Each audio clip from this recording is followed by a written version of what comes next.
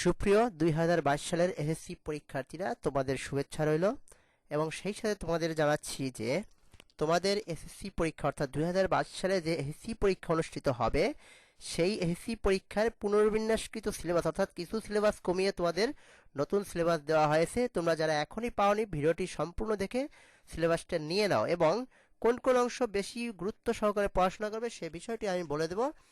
আর তোমরা অবশ্যই ভিডিওটি প্রথম থেকে শেষ পর্যন্ত দেখবে। তাহলে আসো, প্রথমে আমরা দেখব কি, তো আমাদের প্রথমেই রয়েছে বাংলা। বাংলা লক্ষ্য করো যে কোভিড-19 প্রেক্ষিতে 2022 সালে এসএসসি পরীক্ষার্থীর পুনর্বিন্যাসকৃত পাঠ্যসূচি। তো এখানে আমাদের দেখো, তোমাদের এখানে একটা বিষয় লক্ষ্য রাখবা, তোমাদের নম্বর যেটা রয়েছে নম্বরের কোনো পরিবর্তন, অর্থাৎ 100 নম্বরের পরীক্ষাই হবে, 15 নম্বর 100ই হবে। আর অর্থাৎ এখানে কোন কোন অধ্যায়গুলো দেওয়া হয়েছে, অর্থাৎ 10টা গদ্য অধ্যায় দেওয়া হয়েছে। 10টি গদ্য অধ্যায়ের মধ্যে একটা হচ্ছে শুভা, এরপর বই পড়া, আম আটির ভেপু, মানুষ মোহাম্মদ সাল্লাল্লাহু আলাইহি ওয়াসাল্লাম, নিম গাছ, শিক্ষা ও মনুষ্যত্ব, প্রবাস বন্ধু, মমতাদি, 71 দিনগুলো, সাহিত্যের রূপ ও রীতি। এই হচ্ছে তোমাদের গদ্য। এখন আসো দেখি পদ্য আমাদের কি দেওয়া আছে। লক্ষ্য করো, পদ্য দেওয়া হয়েছে এই যে এখানে বঙ্গবাণী, কপোতাক্ষ নদ, এরপর দেওয়া হয়েছে জীবনসঙ্গী, মানুষ, সেই দিন এই মাঠ, পল্লী জননী, রানার, তোমাকে পাওয়ার জন্যে হে স্বাধীনতা, আমার পরিচয়, স্বাধীনতা। এই শব্দটি কিভাবে আমাদের হলো, কাকতাড়ুয়া বহির্ফির। এখানে দেখো বারবার বলে দেওয়া হয়েছে মানবন্টন, প্রশ্নের ধারা ও মানবন্টন অপরিবর্তিত থাকবে, অর্থাৎ যা ছিল আগে তাই থাকবে। এখন আসো আমাদের দ্বিতীয় পত্র, অর্থাৎ বাংলা দ্বিতীয় পত্রে কি রয়েছে আমরা একটু দেখে নেই। লক্ষ্য করো, বাংলা দ্বিতীয় পত্রে ধ্বনি তথ্য, ধ্বনির পরিবর্তন, সন্ধি, দ্বিরুক্ত শব্দ, সংখ্যাবাচক শব্দ, পদাশ্রিত নির্দেশক, এরপর সমাস, উপসর্গ, কৃত প্রত্যয়ের বিস্তারিত আলোচনা, তদ্ধিত প্রত্যয়, শব্দের শ্রেণীবিন্যাস, আর পদ প্রকরণ, ক্রিয়াপদ, কারক ও বিভক্তি এবং সম্বন্ধপদ ও সম্বোধন পদ, অনুসর্গ ও কর্ম প্রবচনীয়। এখন এখানে দেখবা যে আবার কোন কোন অনুচ্ছেদ দেওয়া আছে সেটা একটু লক্ষ্য করবে। এখানে অনুচ্ছেদগুলো লিখে দেওয়া আছে, কোন কোন পাঠ দেওয়া আছে তাও দেওয়া আছে। অর্থাৎ তুমি সরাসরি যে প্রত্যেকটা অধ্যায় পুরোপুরি পড়তে হবে তা কিন্তু নয়। তোমরা একটু লক্ষ্য করে দেখবা, এখানে তোমাদের অধ্যায় এবং পরিচ্ছেদ দেওয়া রয়েছে। এরপরে আমাদের রয়েছে কি কি বাক্য প্রকরণ, শব্দের যোগ্যতার বিকাশ ও বাগধারা, বাচ্য এবং বাচ্য পরিবর্তন, উক্তি পরিবর্তন, বাক্যের শ্রেণী বিভাগ। এ হচ্ছে গ্রামার অংশ। আর নির্মিত অংশ হচ্ছে সারাংশ, সারমর্ম থাকবে। এরপরে ভাব সম্প্রসারণ থাকবে, পত্র, অনুচ্ছেদ, প্রতিবেদন, প্রবন্ধ এগুলো থাকবে। এখন এইগুলো আমি বারবার বলছি, এদের কি নাই, তোমাদের প্রশ্নের ধারা এবং মানবন্টন সে আগের মতোই থাকবে, অর্থাৎ আগে যেভাবে থাকতো ঠিক একইভাবে থাকবে। দেখো ইংলিশ সিলেবাস যেটা আমরা দেখে নিই, ইংলিশ ফার্স্ট পেপার যেটা তোমাদের এখানে দেওয়া আছে, একটু লক্ষ্য করো। এখানে দেওয়া আছে তোমাদের, এক্ষেত্রে খেয়াল করো, ইউনিট 3 দেওয়া আছে, ইউনিট 4, ইউনিট 5, ইউনিট 7 এখানে দেওয়া আছে, একটু লক্ষ্য করবা। ইউনিট 10 এই কয়টা দেওয়া আছে। এরপরে দেওয়া আছে ইউনিট 11, ইউনিট 12 এইগুলো দেওয়া আছে। এরপরে দেওয়া আছে তোমার আনসিন প্যাসেজের মধ্যে ইনফরমেশন আছে, ট্রান্সফার, আর আছে সামারাইজিং আছে।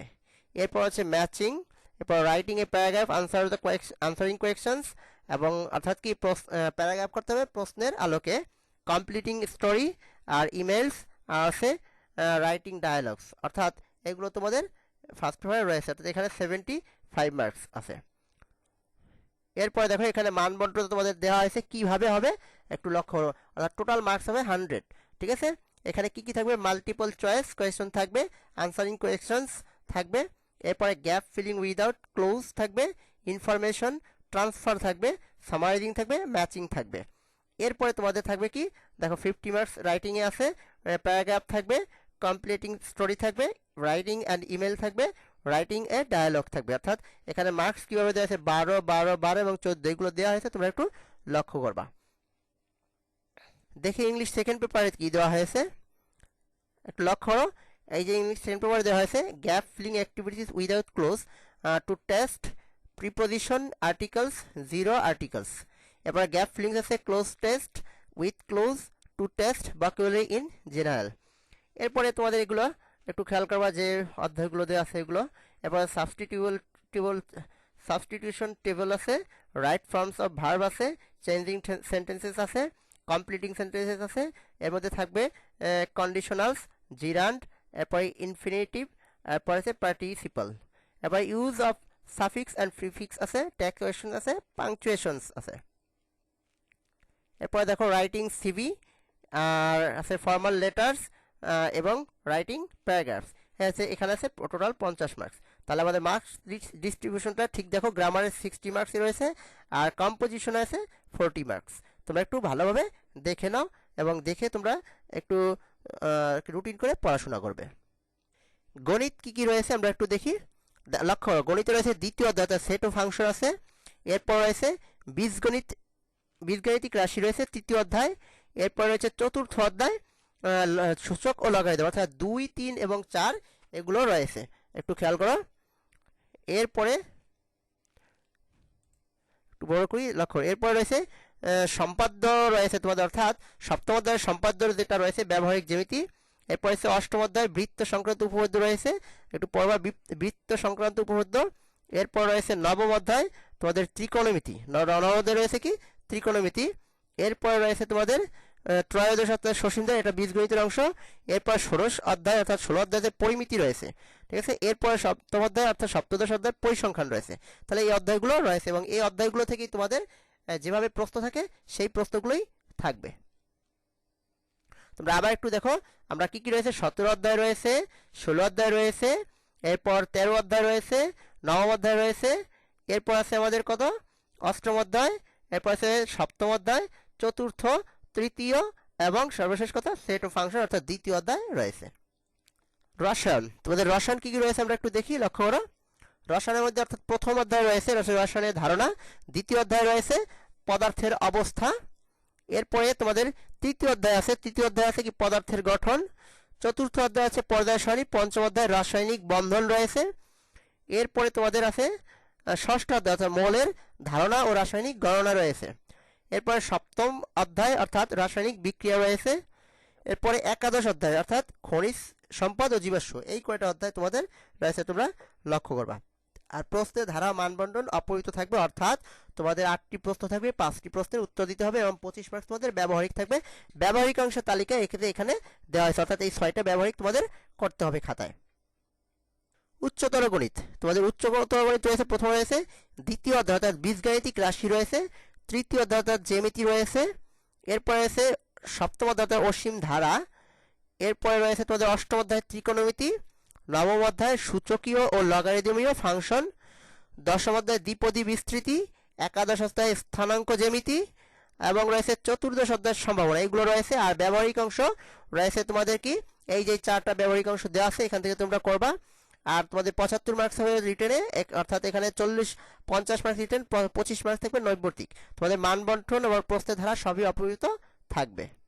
পদার্থবিজ্ঞান রয়েছে কি আমরা একটু দেখি, ভৌত রাশি এবং কি পরিমাপ অর্থাৎ প্রথম অধ্যায় রয়েছে। লক্ষ্য, প্রথম অধ্যায় রয়েছে, প্রথম অধ্যায় বিশেষ করে তোমরা নৈর্ব্যক্তিক জন্য পড়াশোনা করবে। আর এরপরে আছে গতি, এরপরে তোমাদের আছে কি গতি, লক্ষ্য করো, বড় করি।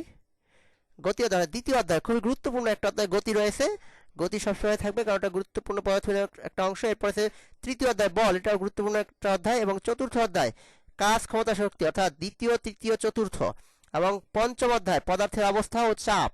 এরপরে তোমাদের রয়েছে ষষ্ঠ অধ্যায় নাই অর্থাৎ কি আছে, এরপরে আছে সপ্তম অধ্যায় অর্থাৎ 7 অধ্যায় তরঙ্গ ও শব্দ, অষ্টম অধ্যায় আছে আলোর প্রতিফলন, আর নবম অধ্যায় দেখছি না, অতএব নবম অধ্যায় নাই, আলোর প্রতিফলন পড়লে তোমাদের হবে। এরপর আছে কি অধ্যায় 11 অর্থাৎ চল বিদ্যুৎ, অর্থাৎ স্থির বিদ্যুৎ তড়িৎ নাই, স্থির তড়িৎ তোমাদের বাদ দেওয়া হয়েছে, চল তড়িৎ আছে অর্থাৎ চল বিদ্যুৎ রয়েছে।